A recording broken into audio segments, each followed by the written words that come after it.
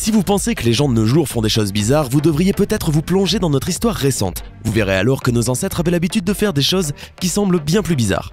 Des cages pour bébés, des jouets radioactifs, de la cocaïne pour soigner un rhume. Oh, c'est difficile à croire pour des hommes modernes comme nous. Mais toutes ces choses ont existé il y a moins d'1 siècle.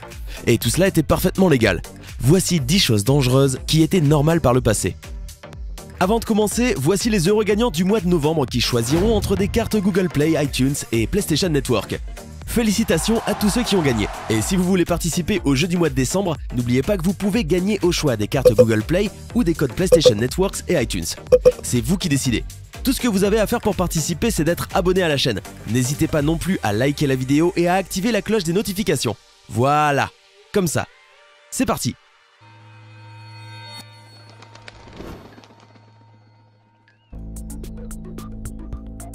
La photographie post-mortem. Peindre des personnes décédées est une activité courante depuis de nombreux siècles. C'est sous le règne de Victoria I au Royaume-Uni que la révolution industrielle a impacté les habitudes des familles et a laissé place à la photographie post-mortem, une mode à laquelle il vous sera peut-être difficile de succomber. Suite à l'invention du daguerréotype, merveilleux ancêtre de l'appareil photo mis au point par Louis Daguerre, les commémorations des défunts ont soudainement été modifiées. Les peintures, jugées trop coûteuses pour le manque de qualité et le trop peu de réalisme qu'elle apportait, ont été délaissées par la société et remplacées par des shootings photos quelque peu dérangeants. Au milieu du 19e siècle, la photographie post-mortem était un moyen à la mode pour honorer et se souvenir des morts. La plupart des photos étaient prises peu de temps après la mort et pouvaient donner l'impression que le défunt était encore en vie, surtout s'il était maintenu debout. Les photos post-mortem d'enfants étaient particulièrement courantes. Collection de parties du corps. Seuls les fous collectent des parties du corps humain en tant que trophée de nos jours, mais avant, c'était juste un passe-temps standard qui ne choquait personne. Certains hommes avaient à la maison des sortes de cavernes qu'ils appelaient leur chambre anatomique. Même les soldats ramenaient le crâne de leurs ennemis. Par exemple, il était typique pour les Marines américains de prendre les crânes des soldats japonais pendant la Seconde Guerre mondiale. Cage extérieure pour bébés.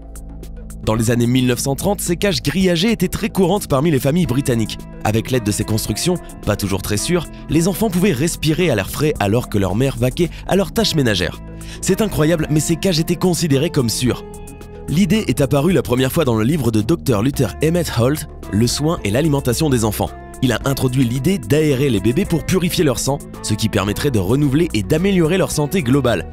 Bien sûr, le médecin n'a pas spécifiquement suggéré d'utiliser une telle cage, mais les parents qui n'avaient pas de jardin ont dû improviser.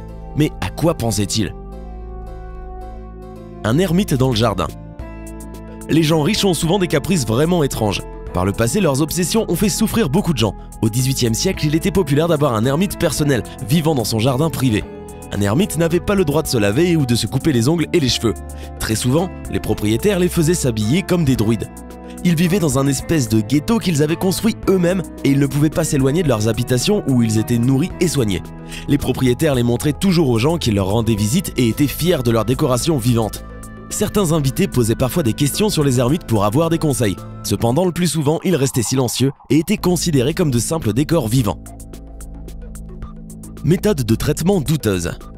Il n'y a pas si longtemps, les médecins n'avaient aucune connaissance en matière de désinfection et utilisaient d'étranges méthodes. La saignée en tant que remède contre toutes les maladies, la coupe de la langue contre le bégaiement, ainsi que la lobotomie et les chocs électriques. Même les médecins les plus réputés de l'époque, comme le chirurgien orthopédiste Louis Saïr, ont pratiqué beaucoup d'opérations se soldant par des décès. Une autre méthode de traitement qui était très populaire au 19e siècle était le traitement par sangsue. Des barils de ces créatures étaient connus pour être expédiés dans le monde entier. Cela a conduit à l'extinction presque totale de cette espèce. L'élevage de sangsues était ainsi devenu extrêmement prestigieux et rentable. Les sangsues étaient utilisées comme pour le dispositif de la saignée via l'utilisation d'une lancette. La seule différence bénéfique était que la perte de sang se produisait plus graduellement.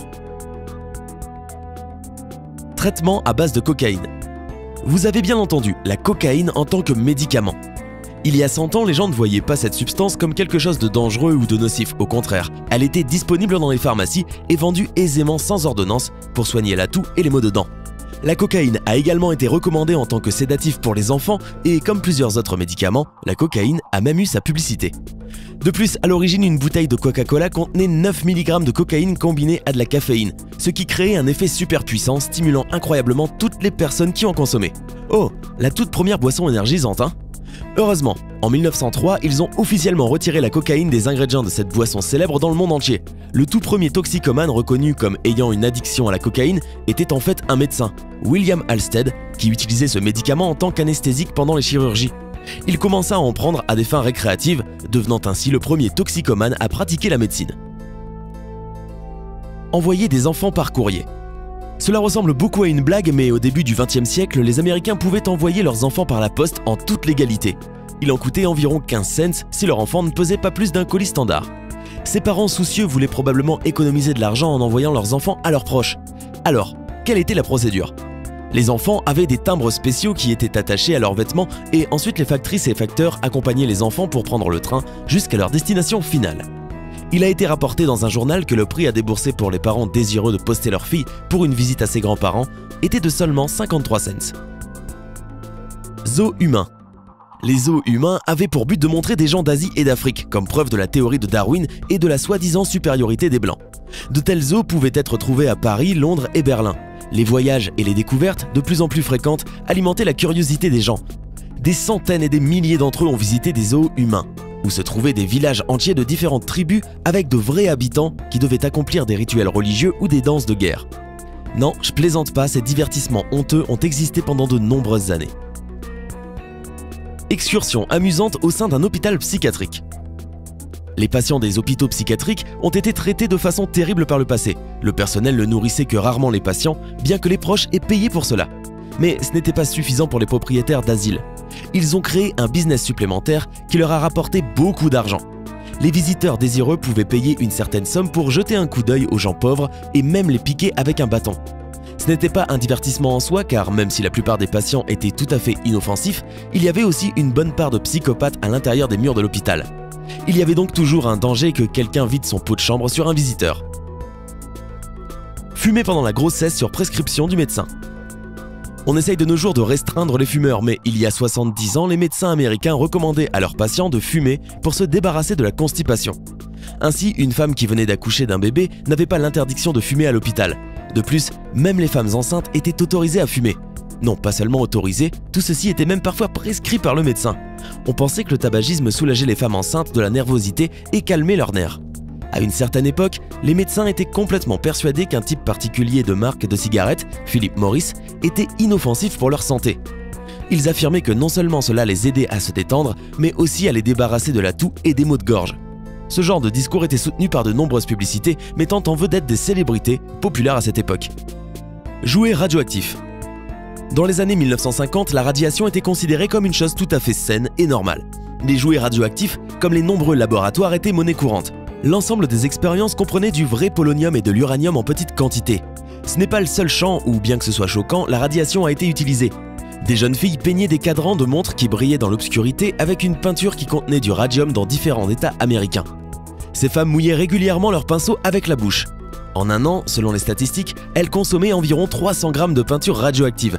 Pas étonnant que très vite, les filles aient commencé à mourir de cancer et de maladies osseuses connues sous le nom de mâchoire radium. Malgré tout, le radium est resté sur le marché en tant que booster pour la santé. La victime la plus célèbre de cette boisson était un champion de golf, Evan Byers, qui consommait un tonic qui était en fait de l'eau avec du radium dissous, selon la prescription de son médecin. Après avoir bu 1400 bouteilles, sa mâchoire est tombée et plusieurs trous sont apparus dans son crâne. 5 ans après avoir commencé ce traitement, il est décédé.